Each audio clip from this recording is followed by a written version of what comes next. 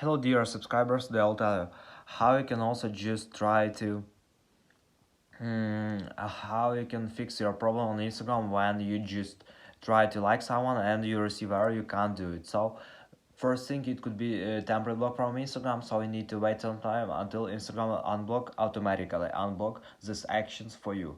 So second thing, you can have problems with internet connection, so you just need to go to the settings. In the settings you need to find Wi-Fi. If you use Wi-Fi, just try to turn it off and turn on again. Also, you can try to open sour data, just try to turn it off and turn on again. So after, you can try to rest your phone, so just go to the general, just scroll down, just tap on shutdown, slide about off very first second, and just power phone again. So just simply rest your phone. And the latest option you can try to update your device.